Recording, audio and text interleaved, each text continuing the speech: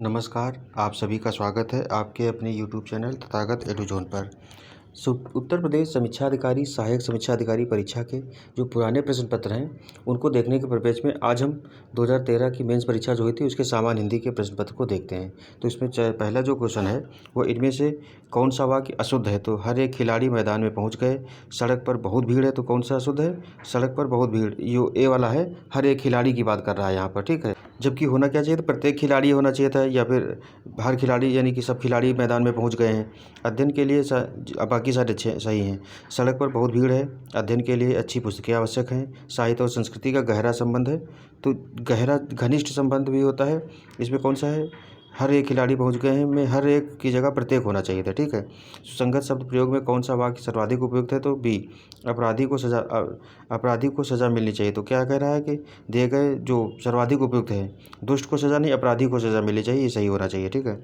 शुद्ध वाक्य का चयन कीजिए, तो गुरु आ रहे हैं शुद्ध वाक्य है, ठीक है। शब्दानुक्रम में सही वाक्य कौन सा? तो शब्द के आधार पर बताना है।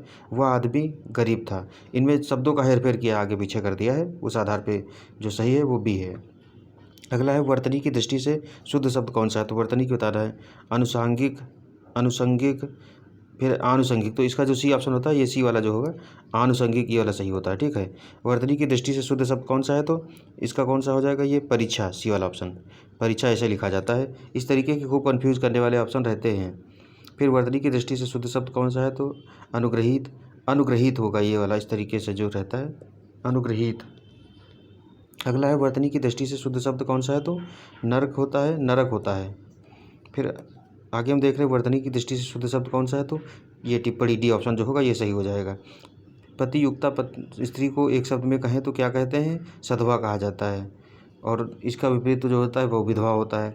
झगड़ा लगाने वाला मनुष्य में एक शब्द क्या होता है? तो इसको डी, नारद कहते हैं। नारद को झगड़ा लगाने वाले का पर्याय के रूप में देखते हैं, तो इसी वजह से इसको वो शब्द ही बना दिया गया। महल के भीतरी भाग को क्या कहते हैं? तो इसको सी, अंतापुर कहते हैं, ठीक है। इनमें कौन सा शब्द तद्भव है? तो इनमें तद्भव शब्द बताना। मधुकर, भंवरा, मधुप, भ्रमर। तो भंवरा जो है ये तद्भव शब्द हो गया, मधुकर, मधुप, और भ्रमर जो है ये तत्सम शब्द हैं।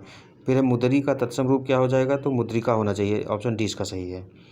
अगला है दीठ का तत्सम रूप क्या होगा? तो डी, दृष्टि जो होता है इसको दीठ बोलते हैं हिंदी, मतलब तद्भव रूप में। दीठी शब्द का तत्सम दृष्टि होता है। अन्य तीनों विकल्प के तत्सम रूप दृष्टि से अशुद्ध हैं।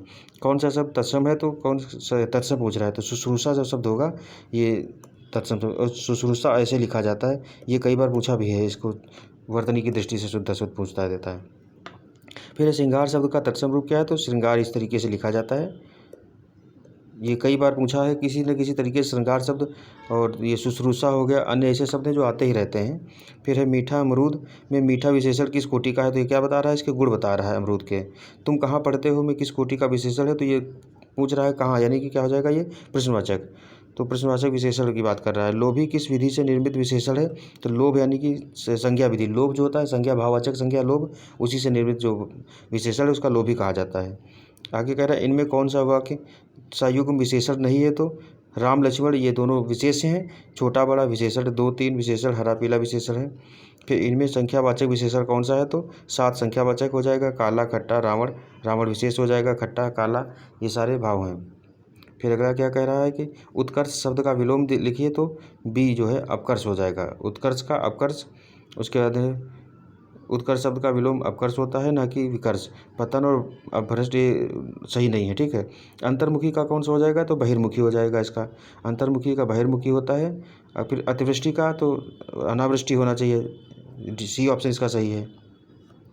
अगला है संयोग का विलोम शब्द कौन हो जाएगा? तो वियोग होता है, संयोग और वियोग। उसके बाद में है कि राजा शब्द का विलोम लिखिए, तो इसमें सी, रंग पूछा है। अच्छा, राजा के कई, राजा का रानी भी होता है, राजा का प्रजा भी होता है, राजा का रंग भी होता है। तो इसको रहता है किस परिवेश में पूछा है, ये रहता है। जैसे इसमें रंग दिया है तो रंग हो जाएगा। राजा शब्द के विलोम शब्द रंग होता है, ना कि गरीब दरिद्र भिखारी नहीं होता है। आकाश शब्द का विलोम कौन सा होता है? तो पाताल। आकाश शब्द का विलोम शब्द पाताल होता है, ना कि धरती, समुद्र और नागलोक नहीं होता है। अगला है सगुण शब्द का विलोम क्या है? तो डी, निर्गुण होता है सगुण का। अपशकुन का विलोम कौन सा होता है? तो बी, शकुन होता है अपशकुन का, ठीक है। तो इस तरीके से 2013 वाली जो मुख्य परीक्षा थी उसके सामान्य हिंदी वाले प्रश्न पत्र को हमने देख लिया है। अब आगे प्री का जो होगा सामान्य अध्ययन वाला, उसको हम देखेंगे, ठीक है। तो आज का यहीं तक था। आप लोगों का धन्यवाद। जय हिंद, जय भारत।